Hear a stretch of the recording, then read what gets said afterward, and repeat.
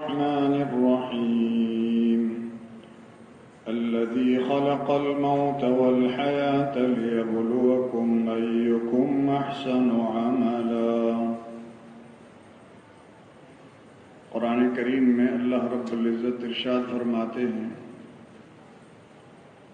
اللہ کی ذات وہ ہے جس نے موت اور زندگی کو پیدا فرمایا تاکہ وہ تمہیں آزمانا چاہتے ہیں کہ اچھا عمل کون کر کے آتا ہے۔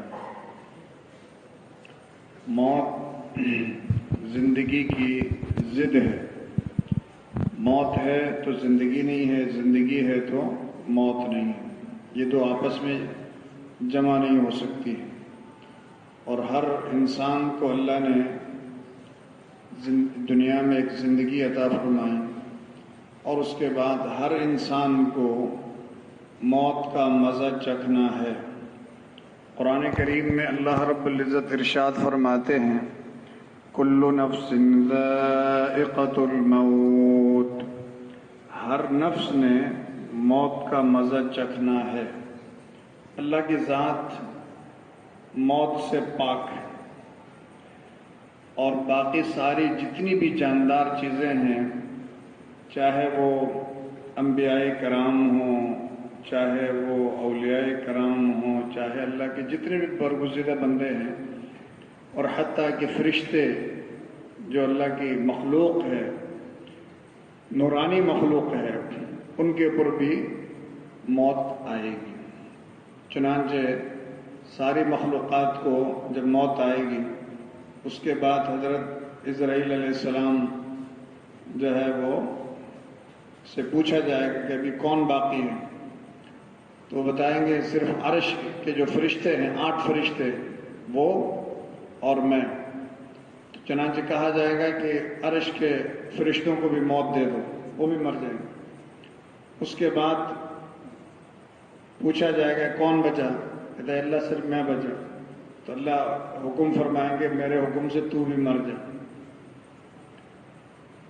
تو حضرت اسرائیل علیہ السلام جو موت پر مقرر فرشتہ ہے، اس کو بھی موت آئے گی۔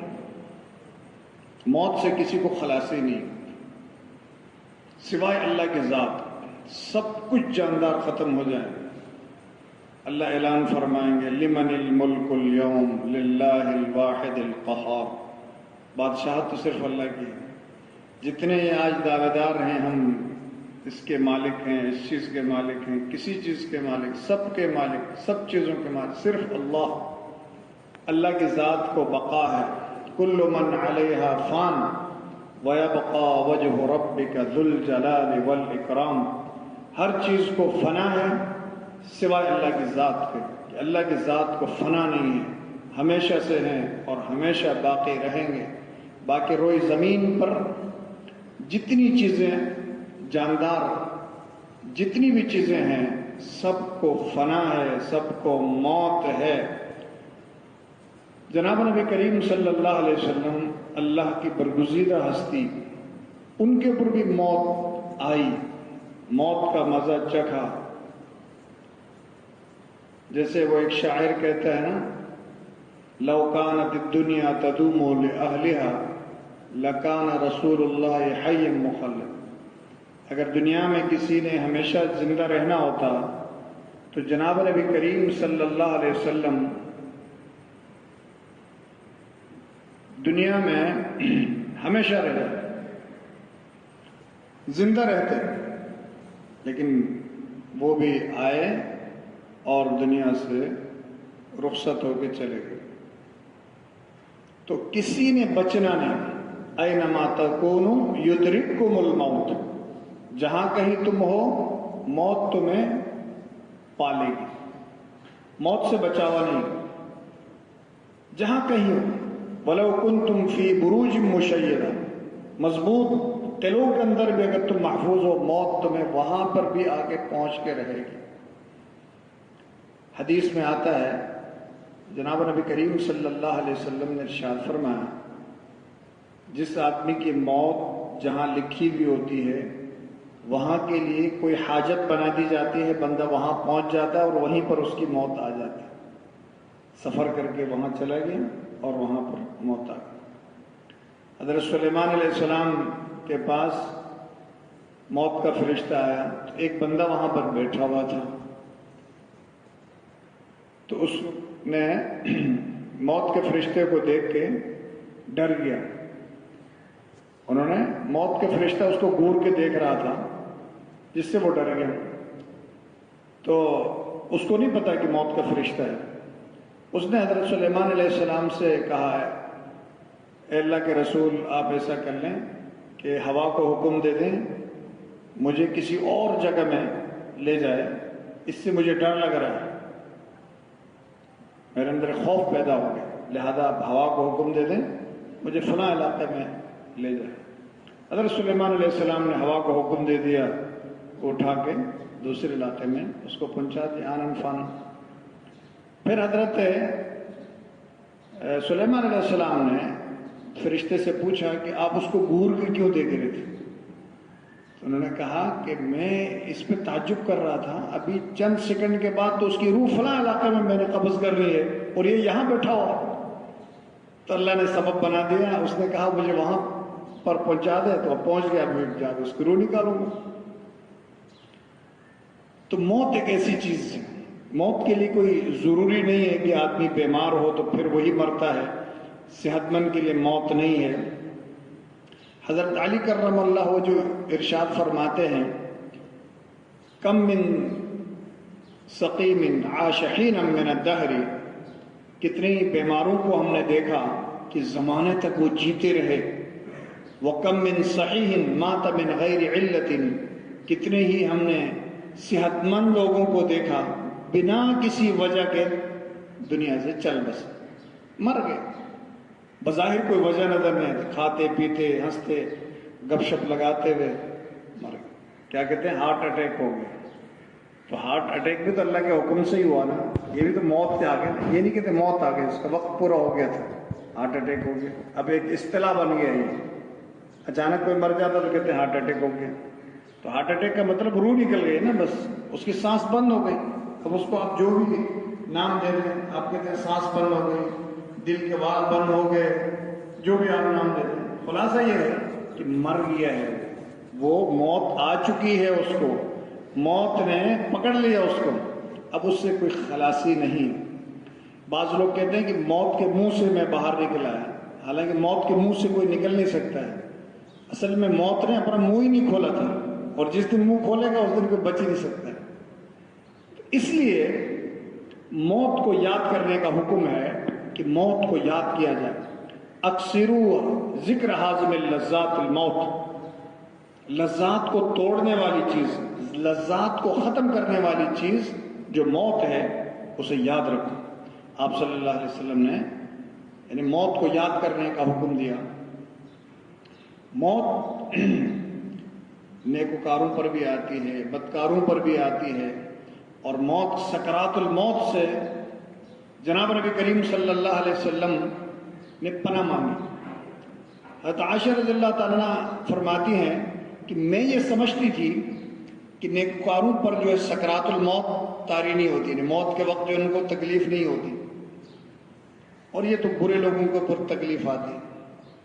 لیکن میں نے دیکھا کہ جناب نبی کریم صلی اللہ علیہ وسلم کی جس وقت روح مبارک پرواز کر رہی تھی، اس وقت آپ کا سر مبارک میرے سینے میں تھا، اور میں محسوس کر رہی تھی کہ آپ کو جو ہے سکرات الموت کی کچھ نہ کچھ تکلیف محسوس ہو رہی ہے۔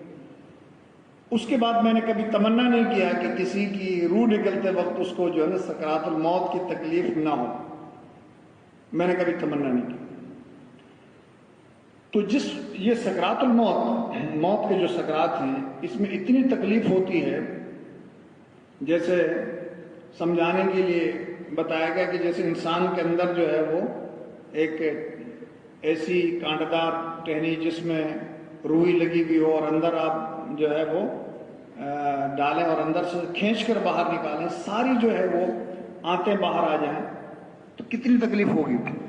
روح جو نکلتی ہے وہ ہر روئے سے نکلتی ہے، تو اس لیے جب روح نکلے گی تو انسان کو اتنی تکلیف ہوتی ہے، اتنی تکلیف ہوتی ہے کہ ساری دنیا کی تکلیفیں ایک طرف اور سکرات الموت کی تکلیفیں ایک طرف۔ اس لیے آپ صلی اللہ علیہ وسلم نے اس سے پناہ مانگی تھی. اور یہ بھی انسان کی بخشش کا سبب بنتا ہے. اگر کسی کو موت کے وقت تکلیف ہو تو یہ نہیں سوچنا چاہے کہ یہ تو بہت گناہ گار انسان تھا اس لیے اس کو سکرات الموت میں تکلیف تھی، بہت تکلیف سے اذیت سے انہوں نے جو ہے وہ ان کے اوپر موت آئی ہے. کہ بعض اوقات ایسا ہوتا ہے کہ ایک بندے کو اللہ تعالیٰ نے کوئی بڑا اونچا مقام دینا ہوتا ہے، اونچا درجہ دینا ہوتا ہے، تو وہ تکلیف میں مبتلا فرما سکرات الموت اور مختلف جو ہے تکالیف میں پھر روح نکلتی ہے، اللہ تعالیٰ اس کو درجہ دے دیتے ہیں، ان کے گناہ معاف فرما دیتے ہیں. تو موت تو مومن کے لیے ایک تحفہ ہے. موت جو ہے تحفۃ المومن الموت، مومن کا تحفہ موت. الموت جسر یوصل الحبیب الی الحبیب، موت ایک پل ہے جو دوست کو دوست سے ملاتا ہے، دوست کو دوست سے ملاتا ہے. جب موت نہیں ہے کہ اللہ سے ملاقات کیسے ہوگی؟ اسی لیے ایک حدیث میں آتا ہے، حضرت صلی اللہ علیہ وسلم نے ارشاد فرمایا، من احب لقاء اللہ احب اللہ لقاءہ ومن کرہ لقاء اللہ کرہ اللہ لقاءہ. جو اللہ سے ملنے کو پسند کرتا اللہ بھی اس سے ملنا پسند کرتا، اور جو اللہ سے ملنے کو ناپسند کرتا ہے اللہ بھی اس سے ملنا پسند نہیں فرماتا. اور موت تو حائل ہے، موت تو حائل ہے. حضرت ابراہیم علیہ السلام کے پاس موت کا فرشتہ ہے، تو ابراہیم علیہ السلام نے کہا کیا خلیل کے اوپر بھی موت آتی ہے؟ کیا خلیل کی بھی روح نکالی جائے گی؟ تو فرشتے نے جا کر اللہ سے پوچھا، تو اللہ نے فرمایا کیا خلیل اپنے خلیل سے ملنا پسند نہیں کرتا ہے؟ یعنی موت ہی تو وہ ذریعہ ہے اللہ سے ملاقات کا. اس لیے مومن جو ہے موت سے کبھی ڈرتا نہیں، اس لیے کہ موت کے بعد تو ساری راحتیں اس کو حاصل ہونی ہیں. دنیا کی ساری تکلیفیں ختم، اب آخرت کی ساری جو ہے نعمتیں اس کے لیے مقدر کر دی جاتی ہیں. اس لیے موت سے مومن نہیں ڈرتا ہے، موت سے منافق ڈرتا ہے، اور موت سے فاسق اور فاجر آدمی ڈرتا ہے کہ اب کیا بنے گا. اس لیے موت سے پہلے ایسی تیاری کرنی چاہیے کہ موت کے وقت موت کو سینے سے لگاؤ، کہ جس موت کا میں انتظار کر رہا تھا وہ موت آ گئی. کسی زمانے میں ایک بوڑھی عورت تھی، وہ اس کی ایک بیٹی تھی، اس کا نام تھا شبرما. وہ اکثر بیمار رہتی تھی، تو وہ بڑھیا جو ہے نا وہ اکثر کہا کرتی تھی، اے موت یہ شبرما کو نہ لے جا، مجھے لے جا، بے شک میں بوڑھی ہو گئی ہوں، میں بوڑھی ہو گئی ہوں. وہ موت جو شبرما کے پاس آنی ہے وہ مجھے آ کے لے لے، اس کو مت لے لے، یہ بھی جوان بچی ہے. اتفاق سے ایسا ہوا، ایک دن رات کو اندھیرا تھا، تو ایک گائے جو ہے وہ چلتے چلتے کسی کے دروازے میں جو ہے جو دیگچہ ہے اس میں منہ ڈالا اور منہ پھنس گیا، اس کا وہ دیگچے میں منہ پھنس گیا. اب وہ ادھر ادھر جا رہے راستے میں جو ہے اس کو راستہ نظر ہی نہیں آ رہا، کیونکہ سر اس کا جو ہے نا وہ دیگچے میں پھنس گیا، اور دیگچہ جو ہے نا وہ اندھیرے میں. اب جو ہے وہ بڑھیا رات کو گھر میں بیٹھی ہوئی، دروازہ کھلا، اچانک جو ہے نا یہ گائے اندر داخل ہو گئے. تو انہوں نے یہ بڑھیا نے سوچا کہ جس موت کو میں مانگ رہی تھی وہ تو آ گئی. تو اس نے کہا، اے موت شبرما میں نہیں ہوں، وہ سامنے بیٹھی ہوئی، اس کو لے لے، مجھے مت لے. شبرما وہاں سو رہی ہے، مجھے مت لے، شبرما کو لے لے. تو موت ایک ایسی چیز ہے کہ مانگنا آسان ہوتا ہے، لیکن جب آ جائے کوئی برداشت نہیں کر سکتا، برداشت نہیں کر سکتا بہت. اسی لیے حدیث میں آتا ہے کہ دنیا کی جو مشقتیں ہیں، تکالیف ہیں، اس سے بے برداشت ہو کر موت کو نہیں مانگنا چاہتے. حدیث میں آتا ہے اگر آپ نے دعا بھی کرنی ہے، کتنے بعض لوگ کہتے ہیں کہ یا اللہ مجھے موت آ جائے، نہیں، یوں دعا کریں، اے اللہ جب تک میرے لیے زندگی بہتر ہے مجھے زندگی عطا فرما. اللہم احیینی ما کان الحیات خیر لی وامتنی ما کان الموت خیر لی.